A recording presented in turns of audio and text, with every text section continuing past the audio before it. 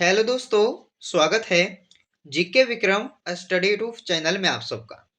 दोस्तों, आज की इस वीडियो में जीके जीएस का कुछ ऐसे इंपॉर्टेंट क्वेश्चन देखेंगे जो आपके सारे एग्जाम के लिए काफ़ी ही महत्वपूर्ण रहेगा। तो आप लोग इस वीडियो को पूरा ध्यान से देखिएगा। तो चलिए आज की इस वीडियो को शुरू कर लेते हैं। पहला क्वेश्चन है, टिबिया शरीर के किस अंग का नाम है? टिबिया जो है ये शरीर के किस अंग का नाम है? तो देखिए, पहले क्वेश्चन का राइट आंसर सी होगा, पैर का। पैर का जो है ये टिबिया नाम है, याद रखिएगा ऑप्शन सी। आगे बढ़ते हैं, इनकलाब जिंदाबाद का नारा किसने दिया था? दोस्तों, अगर किसी भी क्वेश्चन का आंसर पता है आप सबको तो कमेंट कीजिए। तो इनकलाब जिंदाबाद का नारा जो है ये किसने दिया था? भगत सिंह ने दिए थे, आंसर ए होगा राइट। आगे बढ़ते हैं, पादपों में सबसे प्रचुर मात्रा में उपस्थित तत्व कौन सा है? तो पादपों में प्रचुर मात्रा में जो है सबसे उपस्थित तत्व है आपका कार्बन, आंसर ए होगा कार्बन। आगे बढ़ते हैं, बिहार का गांधी किसे कहा जाता है? बिहार का गांधी किसे कहते हैं या तो कहा जाता है? तो डॉक्टर राजेंद्र प्रसाद जी को। डॉक्टर राजेंद्र प्रसाद जी को जो है ये बिहार का गांधी इन्हें कहा जाता है। अगला क्वेश्चन, आधुनिक भारत का मीरा किसे कहा जाता है? आधुनिक भारत का मीरा किसे कहा जाता है? ऑप्शन डी आंसर होगा महादेवी वर्मा जी को। महादेवी वर्मा जी को जो है आधुनिक भारत का मीरा इन्हें कहा जाता है। अगला क्वेश्चन, रक्त का शुद्धिकरण कौन करता है? देखिए, एग्जाम में ऐसे ही क्वेश्चन को पूछा जाता है, आपके लिए इंपोर्टेंट क्वेश्चन है, याद रखिएगा कि रक्त का शुद्धिकरण कौन करता है? किडनी, जिसे हम लोग ब्रिक के नाम से भी जाने जाते हैं, याद रखना ब्रिक। आगे बढ़ते हैं दोस्तों, चलिए अगले प्रश्न में पूछा गया आपसे कि मोहम्मद अली जिन्ना का निवास स्थान कहाँ पर है? तो मोहम्मद अली जिन्ना का निवास स्थान कहाँ पर अवस्थित है? तो ये आपका होगा मुंबई शहर में, ए आंसर मुंबई शहर में। आगे बढ़ते हैं, निर्मल हृदय के नाम से किसे जाना जाता है? सारे क्वेश्चन इंपोर्टेंट है जो हर एग्जाम में बार बार पूछे जाते हैं। निर्मल हृदय के नाम से जाने जाते हैं किनको? मदर टेरेसा जी को, आंसर ए होगा मदर टेरेसा को जानते हैं निर्मल हृदय के नाम से। आगे बढ़ते हैं, पोखरन भारत के किस राज्य में अवस्थित है? ये पोखरन जो है ये भारत के कौन से राज्य में होगा? राजस्थान राज्य में, आंसर ए होगा दोस्तों राजस्थान राज्य में। आगे बढ़ते हैं, मयूर सिंहासन को किसने बनवाया था? देखिए, मयूर सिंहासन को किसने बनवाया था? यह भी एग्जाम में कई बार पूछा गया है, इसे भी आप लोग याद रखिएगा कि मयूर सिंहासन को जो बनवाए थे किसने? शाहजहां ने। ऑप्शन सी राइट आंसर होगा, शाहजहां द्वारा बनवाया गया था मयूर सिंहासन को। आगे बढ़ते हैं, शहीद ए आजम, शहीद ए आजम के नाम से किसे जाना जाता है? देखिए, ऐसे क्वेश्चन को रिपीट किया जाता है एग्जाम में, ध्यान दीजिएगा कि शहीद ए आजम के नाम से जो है किसे जाना जाता है? वेरी वेरी महत्वपूर्ण, यानी कि काफी ही महत्वपूर्ण क्वेश्चन है ये। तो शहीद ए आजम के नाम से दोस्तों जाने जाते हैं सरदार भगत सिंह को, आंसर सी होगा राइट। आगे बढ़ते हैं, कायदे आजम के नाम से किसे जाना जाता है? तो कायदे आजम के नाम से किसे जाना जाता है? मोहम्मद अली जिन्ना जी को। मोहम्मद अली जिन्ना को जो है ये जानते हैं कायदे आजम के नाम से। आगे बढ़ते हैं, भारत का नेपोलियन किसे कहा जाता है? भारत का नेपोलियन किसे कहा जाता है? समुद्रगुप्त को। समुद्रगुप्त को जानते हैं भारत का नेपोलियन, आंसर ए होगा समुद्रगुप्त। आगे बढ़ते हैं दोस्तों, दी स्ट्रगल इज माई लाइफ किसकी आत्मकथा है? तो देखिए, दी स्ट्रगल इज माई लाइफ जो है ये किसकी आत्मकथा है? तो आंसर डी होगा नेल्सन मंडेला जी का, नेल्सन मंडेला का। चलिए दोस्तों, अगला क्वेश्चन, गोरखपुर किस नदी के तट पर बसा है? गोरखपुर शहर जो है ये किस नदी के तट पर बसा हुआ है? राप्ती नदी हो जाएगा, याद रखना है, ऑप्शन भी करेक्ट होगा। चलिए दोस्तों, 16 नंबर क्वेश्चन है कि उड़न परी के नाम से किसे जाना जाता है? उड़न परी के नाम से जाने जाते हैं किनको? पीटी उषा जी को।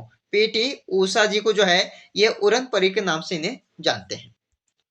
चलिए अगला क्वेश्चन, गौतम बुद्ध जी का जन्म किस कुल में हुआ था? गौतम बुद्ध जी का जन्म किस कुल में हुआ था? शाक्य कुल में। आंसर ए होगा दोस्तों, गौतम बुद्ध जी का जो जन्म है ये शाक्य कुल में हुआ था।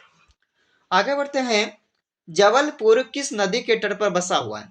जबलपुर ये भी एक शहर है जो बसा हुआ किस शहर है, किस नदी पे? तो देखिए ये बसा हुआ नर्मदा नदी के तट पर बसा हुआ जबलपुर शहर। आंसर इसका ए ऑप्शन हो जाएगा।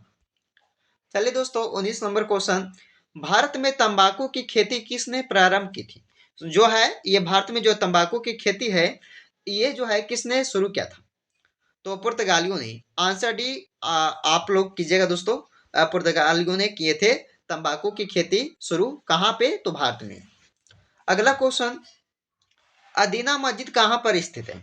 अदीना मस्जिद जो है आपका पश्चिम बंगाल राज्य में हो जाएगा। आंसर करेक्ट ऑप्शन सी।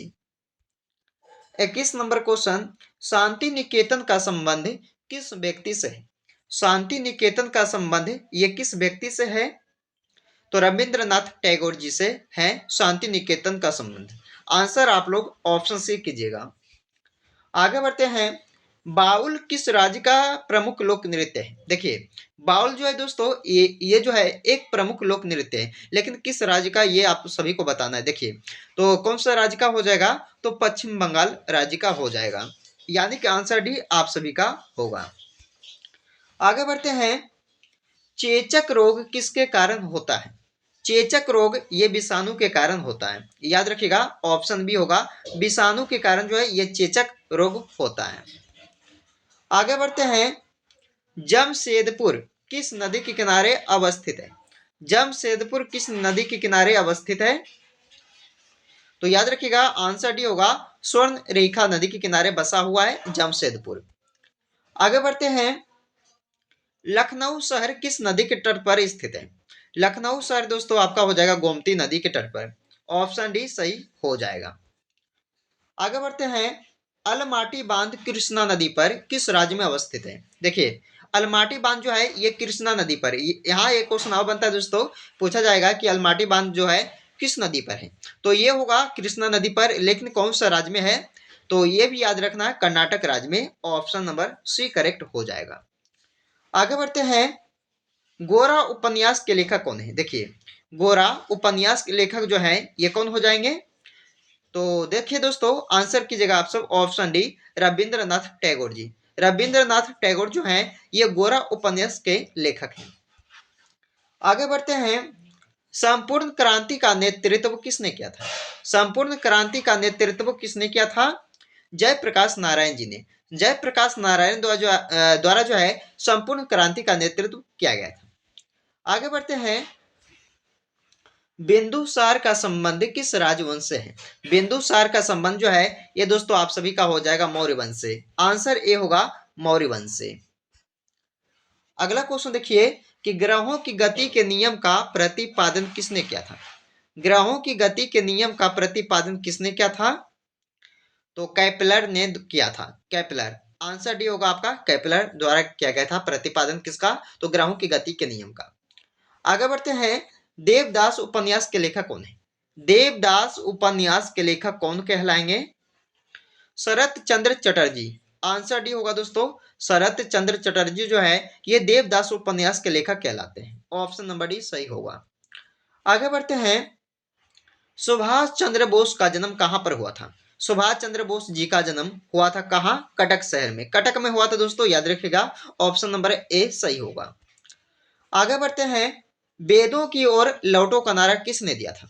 वेदों की ओर लौटो का नारा जो है ये दिए थे दयानंद सरस्वती जी ने। दयानंद सरस्वती जी द्वारा दिया गया था वेदों की ओर लौटो का नारा। आंसर आपका ऑप्शन सी होगा। चलिए दोस्तों 34 नंबर क्वेश्चन है, सलाल परियोजना किस नदी पर स्थित है? सलाल परियोजना किस नदी पर बसा हुआ है? तो देखिएगा चिनाब नदी पे।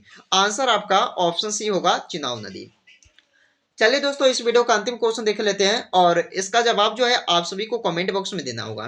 तो देखिए इसमें पूछा गया ये भी आपके लिए इंपॉर्टेंट क्वेश्चन है, तो इसका जो जवाब है जरूर आप सब कमेंट में कीजिएगा। तो देखिए तुम मुझे खून दो मैं तुम्हें आज़ादी दूंगा किसने कहा था? तुम मुझे खून दो मैं तुम्हें आज़ादी दूंगा, ये शब्द जो है किसने कहा था? भगत सिंह, चंद्रशेखर आजाद, सुभाष चंद्र बोस जी ने, या लाला लाजपत राय जी ने। तो देखिए दोस्तों, इस क्वेश्चन का जो राइट आंसर होगा आप सब कमेंट करके बताइएगा जरूर। तो देखिए, ये हमने आपके लिए टॉप 35 क्वेश्चन ऐसे क्वेश्चन को कवर किए हैं जो आपके एग्जाम में बार बार रिपीट किया गया है। तो दोस्तों, आप लोग इस वीडियो को पूरा ध्यान से देखिएगा, और अगर वीडियो पसंद आए तो लाइक कीजिएगा, दोस्तों के यहाँ ज्यादा से ज्यादा इस वीडियो को जरूर शेयर कीजिएगा। तो चलिए दोस्तों, आपसे मिलते हैं फिर अगले वीडियो में। जब तक आप लोग इस वीडियो को पूरा वॉच कीजिए।